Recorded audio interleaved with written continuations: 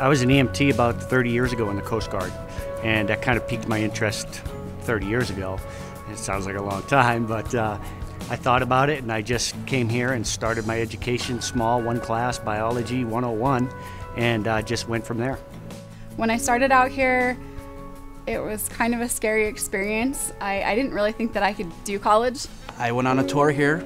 There was an orientation. I came and checked it out, and I was very comfortable, and the environment, it's my second home. My sons are 8 and 10, and my husband's a full-time student. I'm a full-time student. It's something you can do, and it's something I wanted to be able to prove to my kids and myself.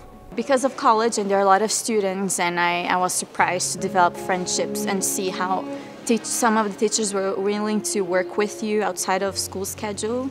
So that I was very impressed, and it's very close to where I live. I live downtown Salt Lake City. My husband is a disabled veteran, and we do have 2 young children at home. Price was a huge issue.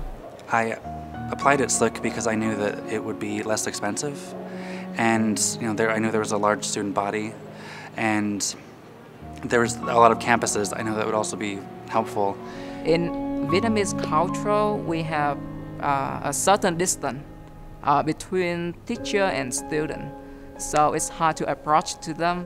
At Salt Lake Community College, I find a very intimate relationship with professor.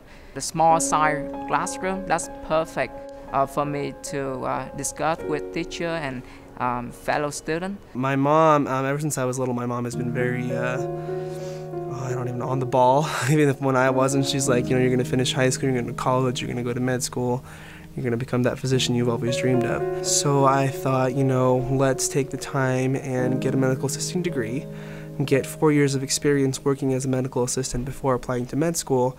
I've learned so much from the teachers here, and I've been so impressed by what they're able to do for their students, just the hours that they'll take outside of the classroom and getting to know every student's name and getting to know every student's pattern and what matters.